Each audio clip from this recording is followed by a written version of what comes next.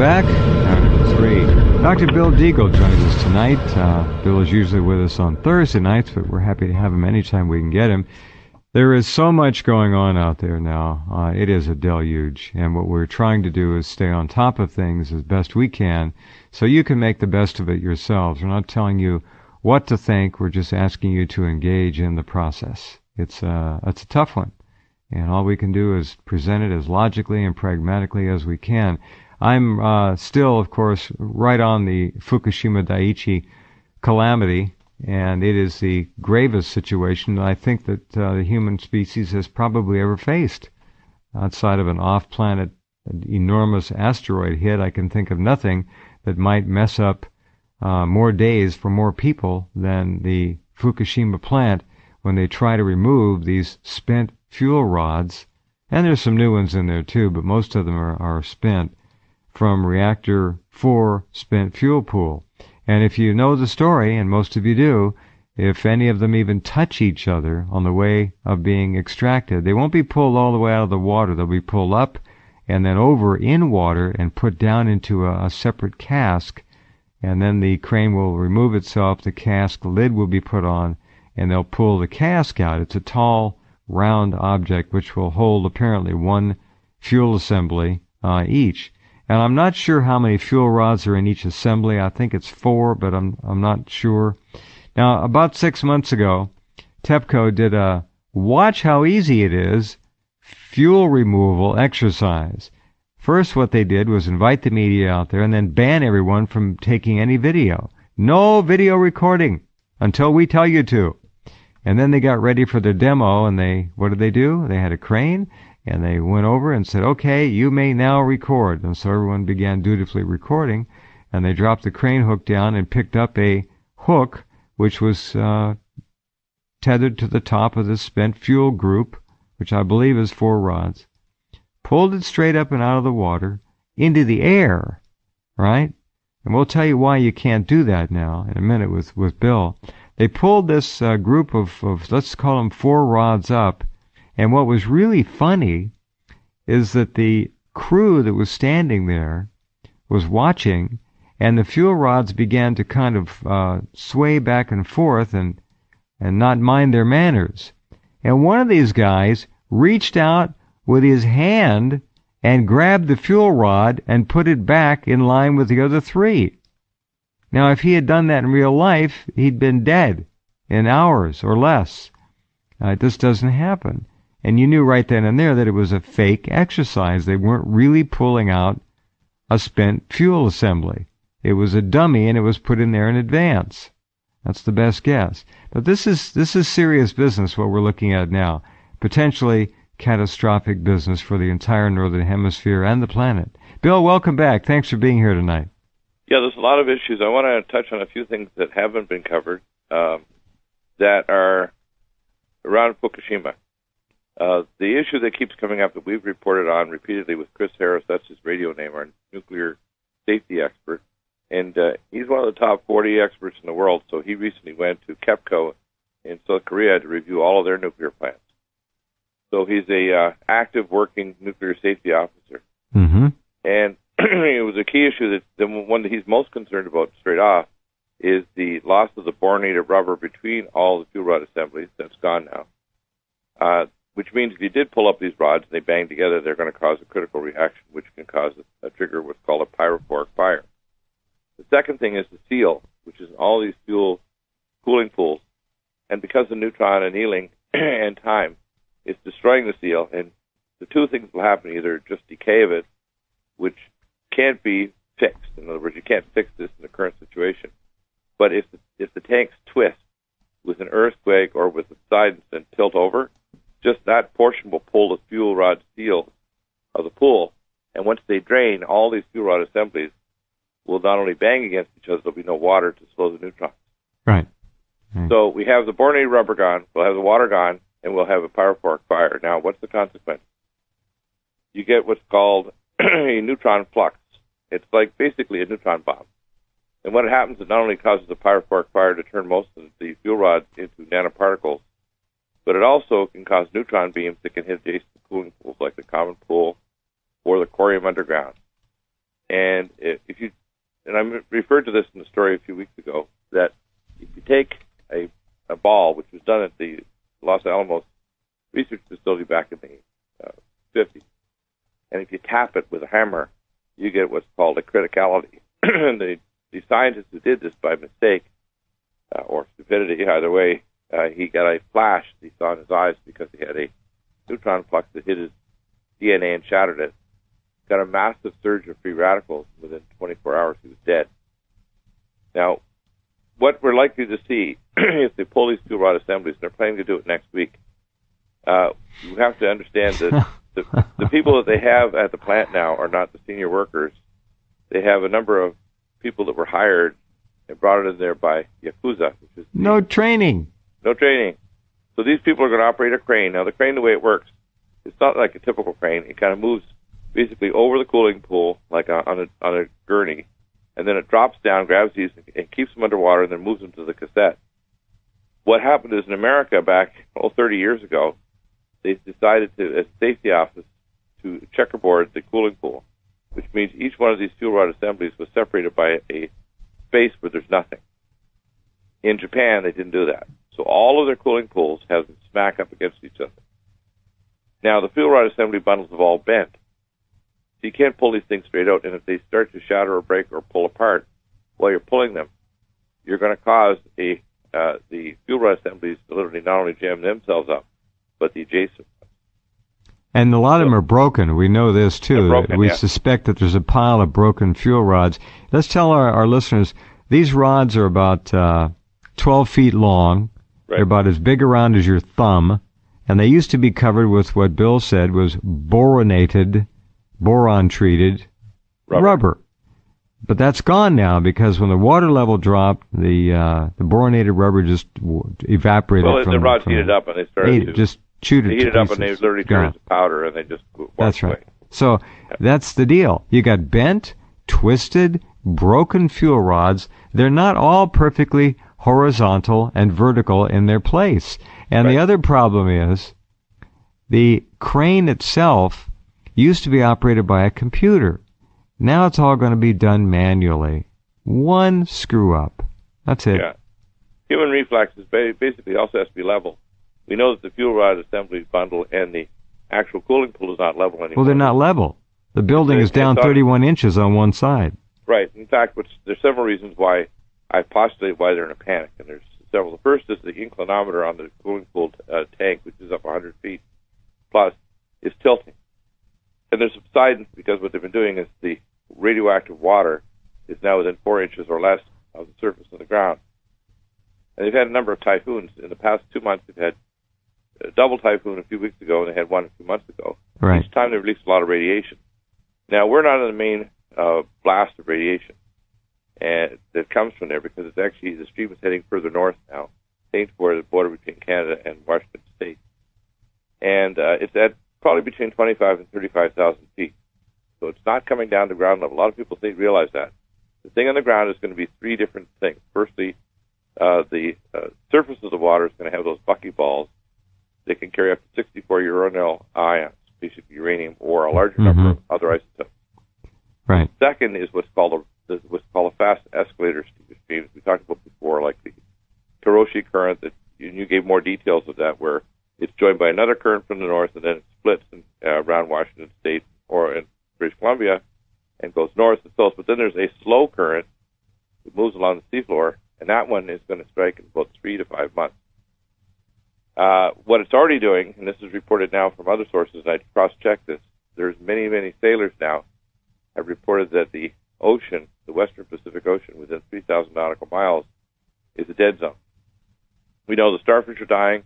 80% of the salmon run is gone for British Columbia. All of the sardines are gone. We know that the sea lions on the west coast have been dying now for the last year and a half. Yes. And when I went just a few months ago to take a weekend vacation on a cruise boat, we went to Ensenada. Usually you get woken up by the hundreds of sea lions outside. There were none. Not one. Not one a sea lion. None. Wow. So here's what I'm saying. Now, those are the obvious things, and I'm going to get into some things that aren't obvious. Those are some technical details. I don't want to play this down. People need to be ready for what I call hazmat conditions. And this is a hazmat drill that you need to think about. You need to be able to seal your house off and have HEPA filters. You need to have our first line of defense kit, a NIOSH 95 mask. You need to be able to hunker down your home for a minimum of 2 to 3 weeks or more and have food, water, and self-protection. You need to be also make sure your neighbors are aware of this. You need to have, if they do go outside and radiation monitors, and I tell them they can go through our website, through Less EMF, to get not only the Inspector Plus, but there's a much less expensive, just over $100 one with the data logging USB cord that you can actually run to your outside window, and you can actually monitor the radiation outside from inside. And you can, even if you want to, you can put it up on a website. You can have multiple sites. These are only a little over $100. What people need to be aware of is that if we have a hazmat situation, let's say the radiation goes from, 3 times background, which is hazmat, which we have right now, to let's say 20 times background, you have to hunker down. You don't get on the freeways. You don't try to get on a jet. You don't try to leave the county or whatever. There's nowhere to go. Nowhere to run. There's nowhere to go and run. And not only that, don't assume the West Coast is worse off. Because where the radiation dips and goes, it can hit mountain areas. It can go all the way to the Midwest or Vermont, and it can be highest in the East Coast. Thank you for mentioning that. It can go over the poles. Yeah. It can go over the poles. It can also cross the equator at high altitudes, 70,000, 80,000 feet. So anybody, incorrectly mentioned by Dr. Caldecott, the Southern Hemisphere is protected, they'll peak later, probably a couple of years, 2 to 3, 5 years. Yeah. But they're all going to be poisoned. Now, every ocean, the ocean currents carry all of these radioactive waters in 26 months to every ocean on the planet. So we're not just going to see the death of the Pacific. If this continues, you're going to start seeing the death of all of the oceans. Well, now, it'll be in grades. It'll be in grades, and the worst will be where the highest concentration is. Right. Which means, firstly, the Western Pacific, but then the North Pacific Ocean toward Alaska, which is the largest commercial fishery on the planet. The next largest is along the west coast of South America.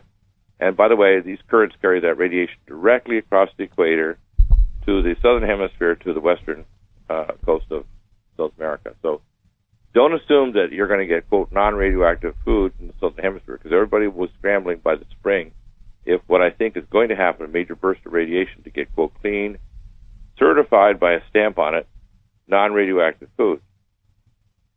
They're going to do a simulation. They're going to do a simulation here, and you see all these Google. Yeah. You know what those are? I found out what they are. All right. Those are satellite uplink forward base stations for foreign troops operating on American soil. Huh. Great. And they're not for advertising Google and bringing on executives and so on. That's not the American way. You have 18-wheel trucks that haul it off to a nice hotel, do the displays and so on. No, these are forward placement uplinks. And I've got my internal military sources for this. They're going to do a simulation with this NERC trial simulation on Wednesday, where they have Chinese troops going to operate on the streets in Hawaii, quote, pretending they're giving military aid and supplies to a third world country in Hawaii, the United States. Excellent. Okay?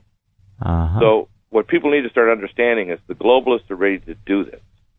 Every drill is the platform for a false flag. The NERC drill starts at the exact time that the Ison comet crosses Mercury. Now, last month, October, we had 28 M and X class flares, right? We had yesterday 28. 28 M and X class. Since this month started, they're increasing dramatically, and we've now had a bunch of not only X class, we had a very unusual one that caused what's called a plasma storm to occur at the speed of light that hit the Earth with a pulse of plasma that actually had effects on power. Now, we don't know if it affected the power here in Southern California, but we had, at the same time the power went out yesterday over North County, San Diego, we had a meteor storm. And our power went out in the first hour of my show, which is 12:45, and my generator kicked on immediately, but the power was out to the whole area. And I don't know what caused it, but I can tell you these meteor storms can cause what's called an EMP-type pulse. They can also, you can have, and this is what's going on with this giant, basically, cyclone that's striking the Philippines. Oh, it's the biggest typhoon in history, 220-mile-an-hour winds in the Right. Now, here's I'm going to give some science in this. Professor McCanney has put together a comprehensive theory to explain weather is a phenomenon of the ionosphere and the transfer of plasma between the solar system and the universe and our planet. It also is the mechanism by which earthquakes and volcanoes as well as weather triggered off. In other words, the plasma event. Now, what happens is the nuclear waste from Fukushima is traveling in the direction of the Philippines, and part of the reason why you're seeing these forest fish show up, which are, the mythical fish they call them. When they show up, it means disaster's coming. Yeah. And we've had a bunch of them here along the west coast, from Huntington Beach, right here in Oceanside, 7 miles away, and elsewhere. They always show up when disaster is going to strike. It goes back into ancient history. Mm-hmm. The reason is that when there's going to be an energy transfer between the planet and the ionosphere, it presages major superquakes. And if there's a major set of superstorms that occur not only for November 13th and 14th as it crosses Mercury, but heads toward sundiving, like they call them the Kreutz comets, we're likely to see a series of volcanic and earthquakes on the planet and extreme weather. And the radiation from Fukushima in the oceans acts as a conduit to allow the plasma transfer between the ocean floor and the planet and the ionosphere, which is why the extreme weather is hitting. So it's not caused by heating the oceans, because if you look at the oceans in the Atlantic, there's almost no activity. It's less than 100 years in terms of amount of storm activity.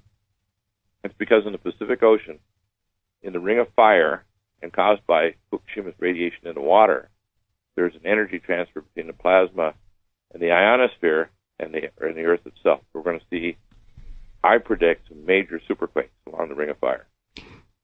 And that means if we have a 7-level earthquake, mm-hmm. all of these debris in the Fukushima Daiichi plant are going to go critical. Mm-hmm. And we're not just going to have a hydrovolcanic explosion, we're going to have nuclear explosions of the largest dirty bomb in history. And that could happen in a series of burps that can occur immediately and over decades or even centuries.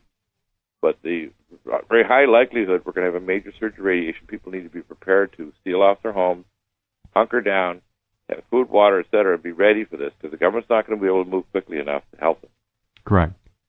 And they need to know that this simulation, this war game simulation, follows several years of them treating the public as if they're zombies. Now, when you get acute radiation sickness, if you were to describe the behavior of the people and their biological functions, you have to say that their frontal lobes are affected, their body's ability to fight infections affected, their motor activity is affected, and their level of talk about their thinking. Their thinking is affected. In other words, they literally act like zombies. So the best way to describe the public on an acute radiation exposure is zombies. So the government knows this is coming. They're aware that when the Ison comet and these whole series of Kreutz comets occur, they've known over for 100 years these crash in towards the sun.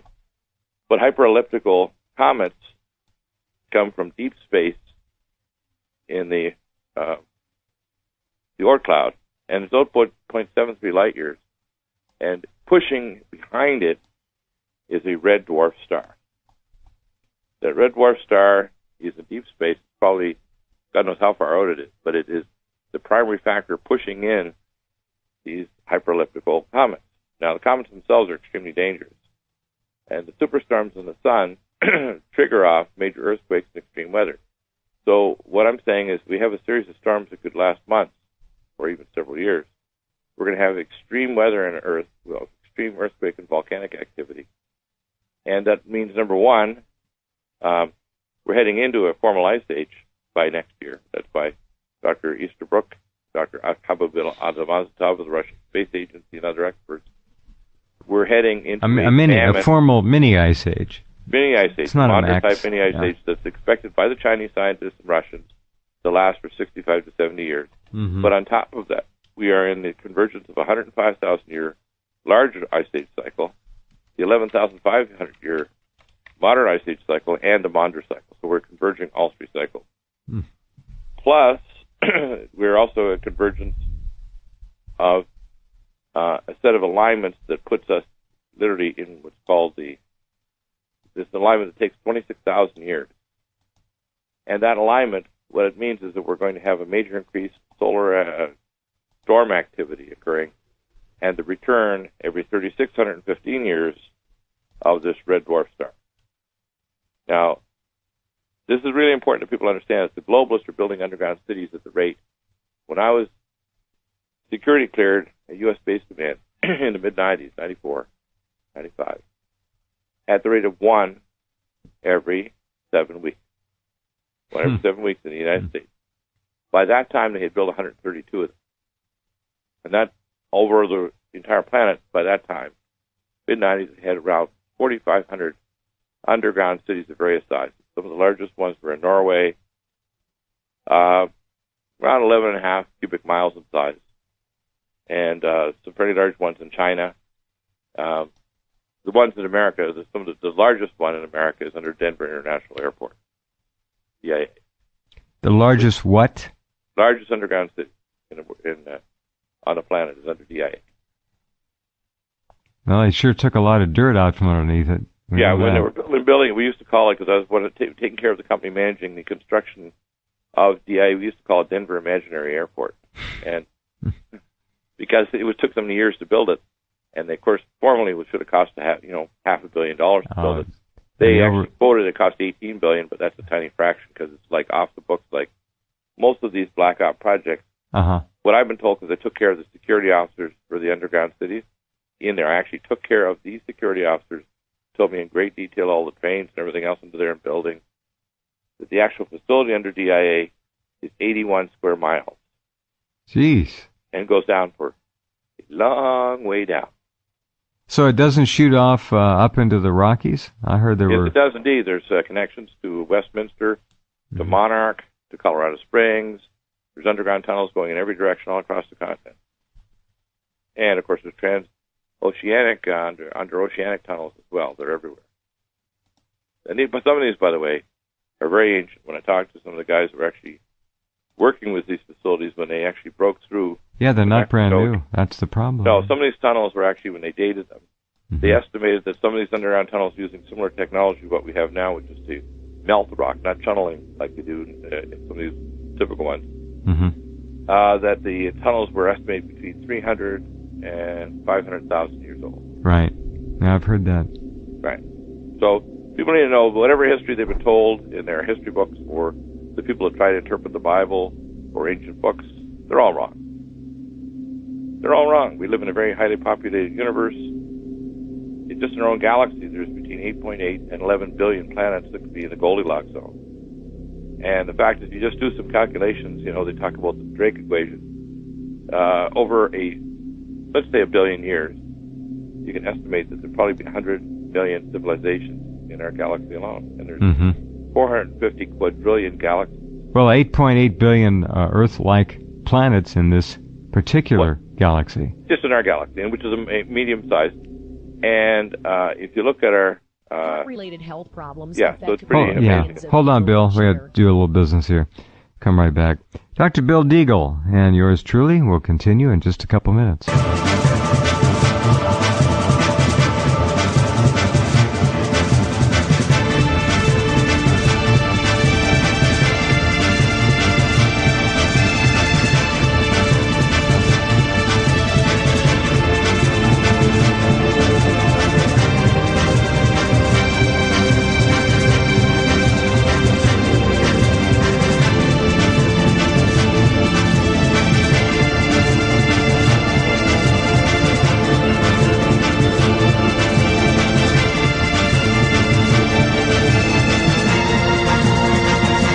Okay, I'm back with Dr. Bill. Interesting story, one of many. I've got a ton up there. The Fukushima Daiichi plant, we keep hearing about Reactor 4 and the spent fuel pool crisis there, and it is a crisis. When's the last time you heard about the spent fuel pools, or what's left of them, at Reactors 1, 2, and 3, which melted down and melted through, and they don't even know where the corium is? In fact, you don't hear about it. You don't hear about anything. Cooling Pool 3, we have pretty good evidence that the cooling pool actually, which is the MOX reactor, not only drained but had a critical reaction and blew plutonium fuel rods as far as 60 kilometers away. Correct.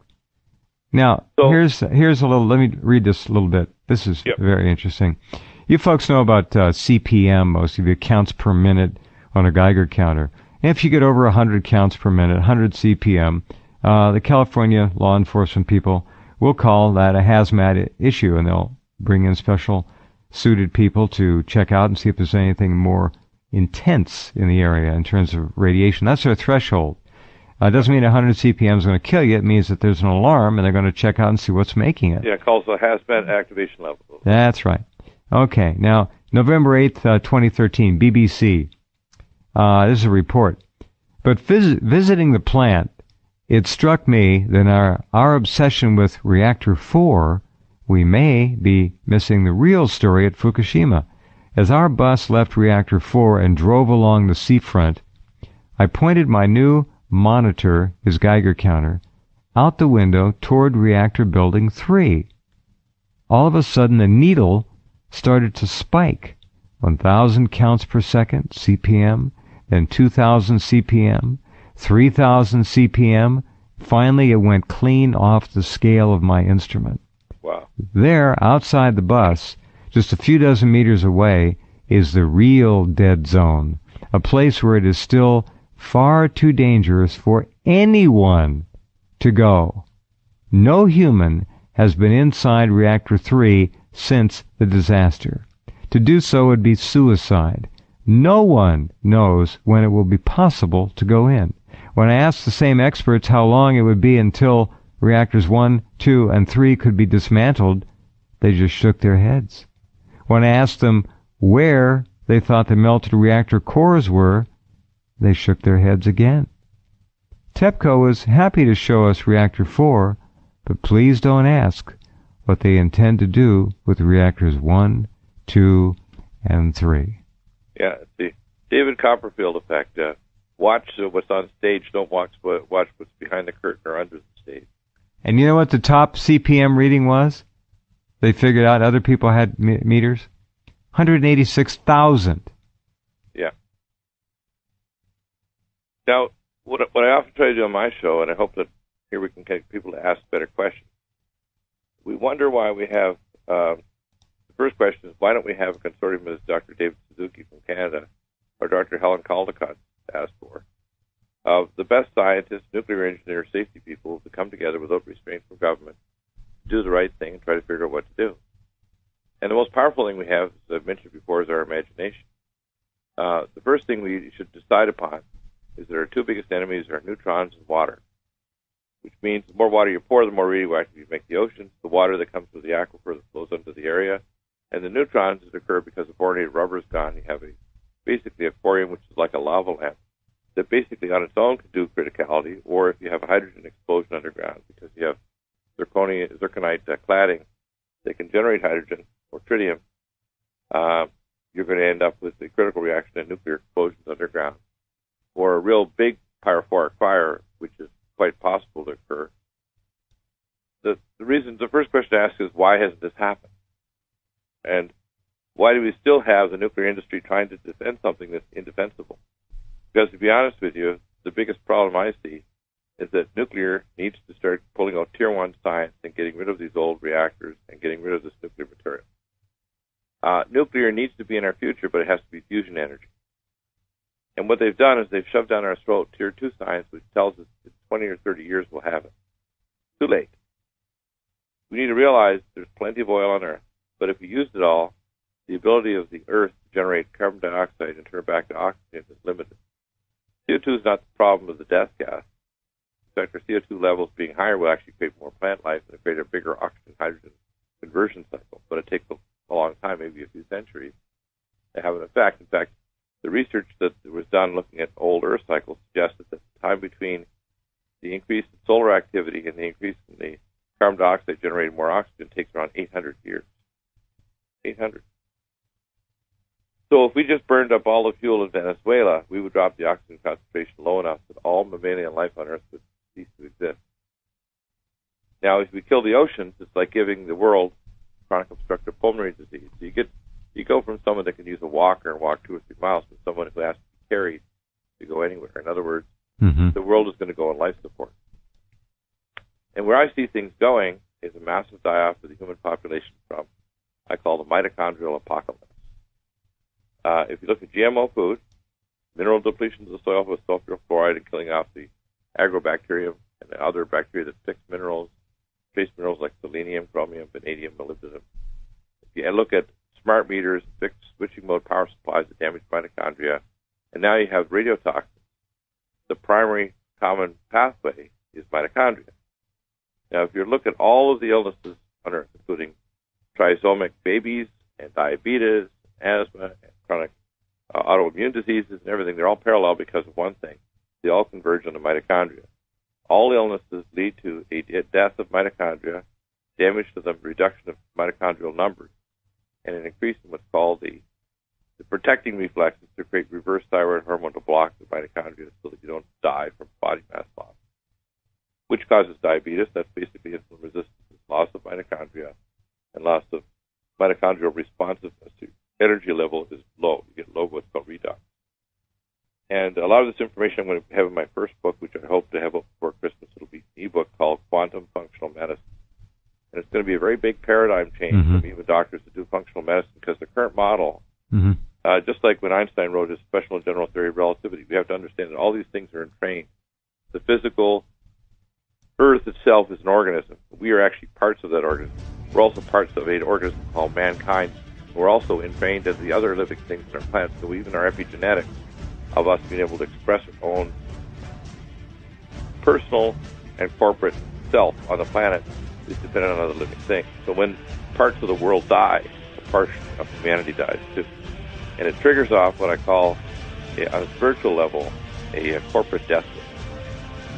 And when I see the inaction of the politicians and the inaction of the public, and the strange reverse psychology of the Japanese, well, is a death. It's not only inaction; it's incompetence. There's nothing going but on. It's an active process. It's not just stupidity. It's malicious stupidity. Very good. Hold on a second, William. We'll come right back with more after this.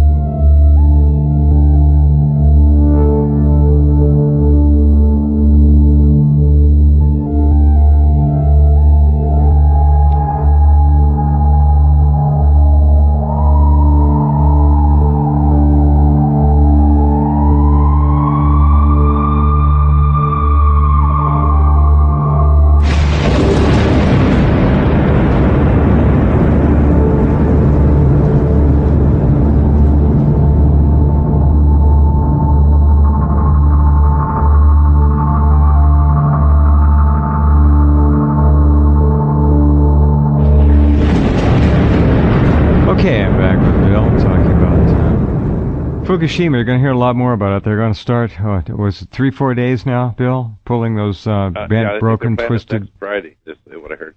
Well. So we have a converging set of disasters.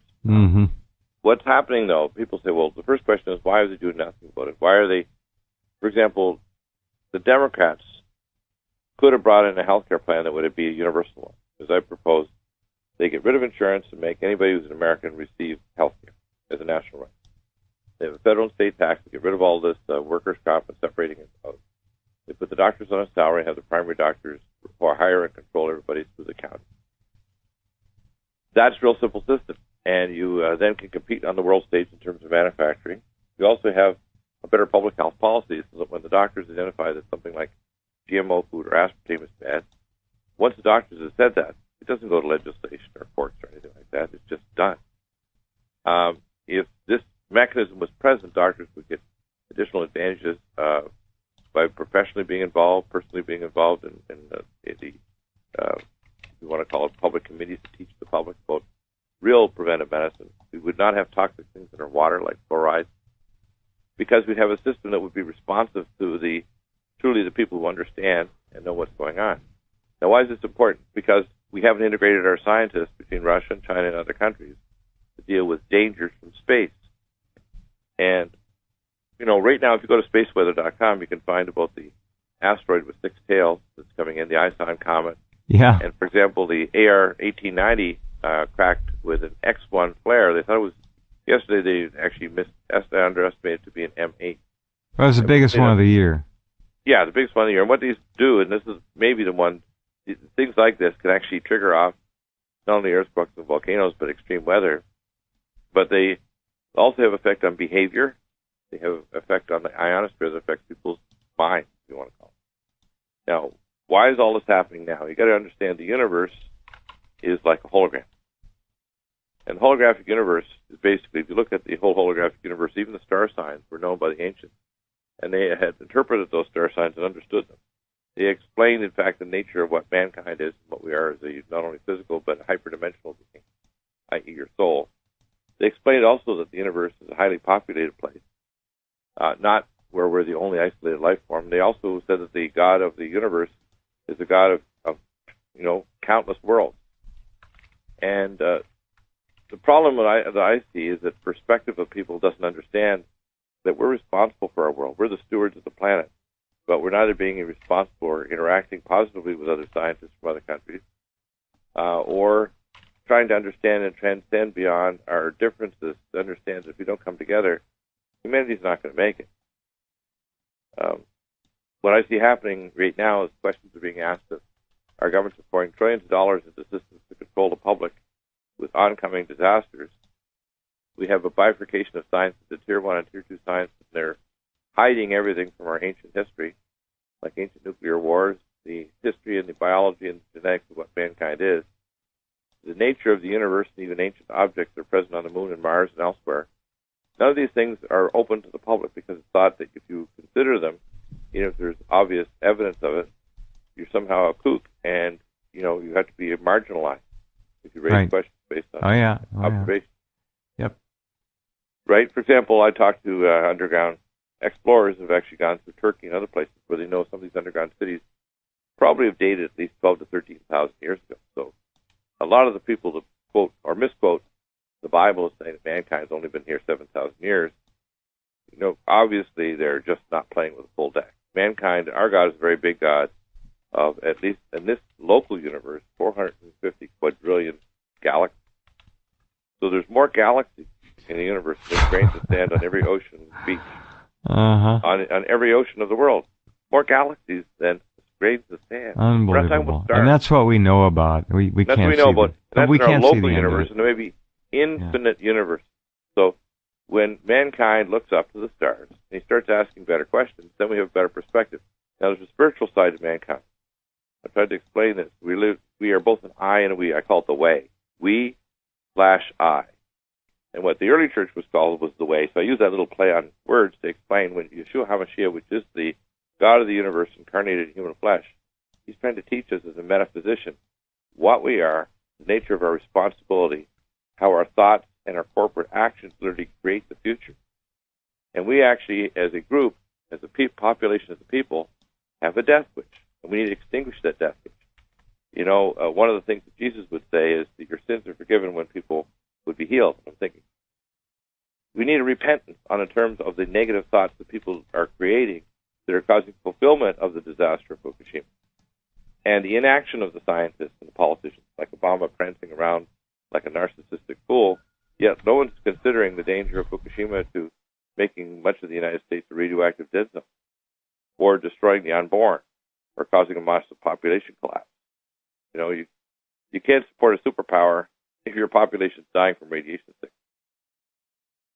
So a lot of people think that the questions are all technical, but the questions are much more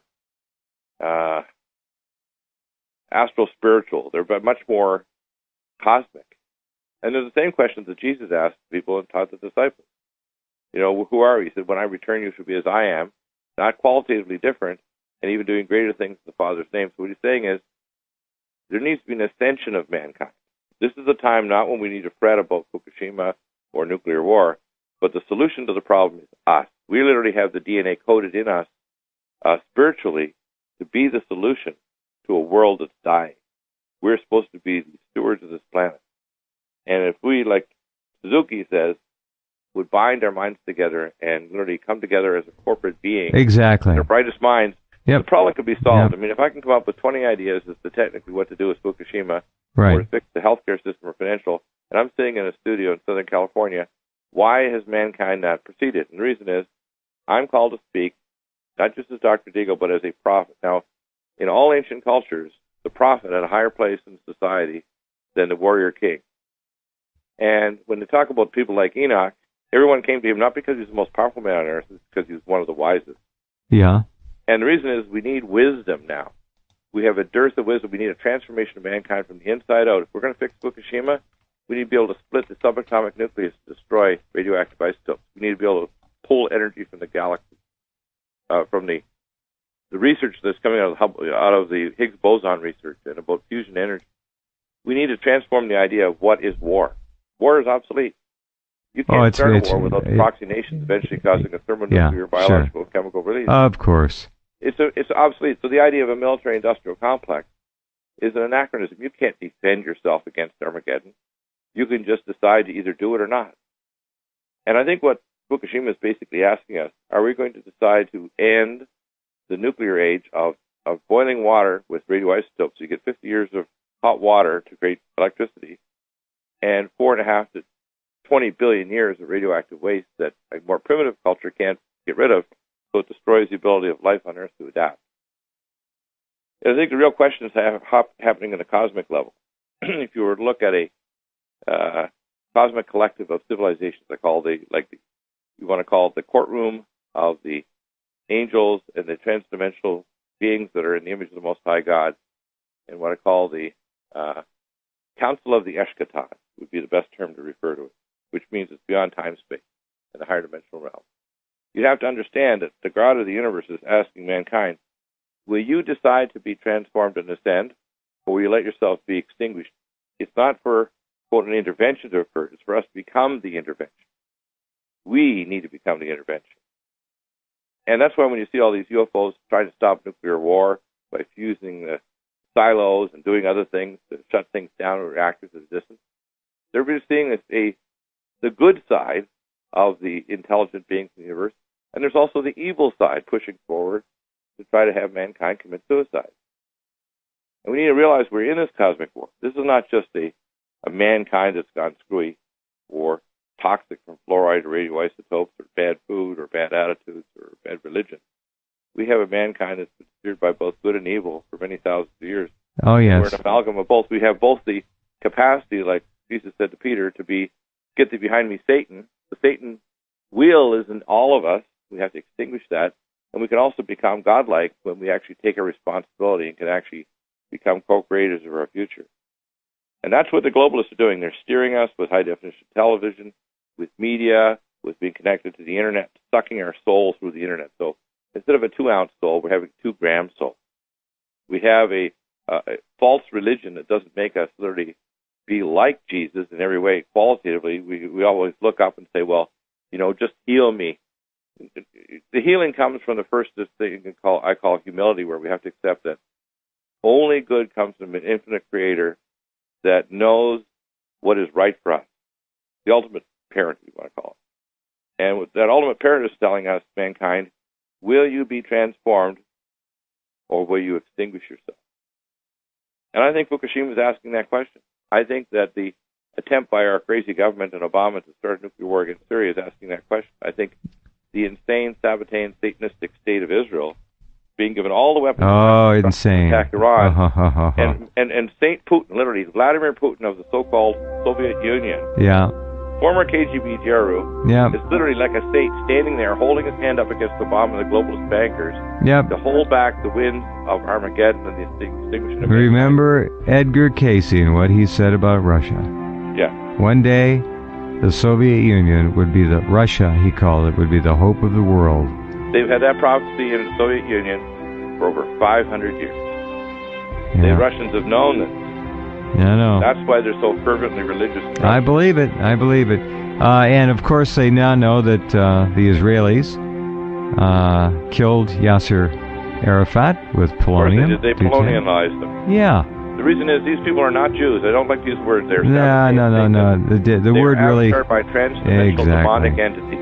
Very good. These are not ancient Hebrews.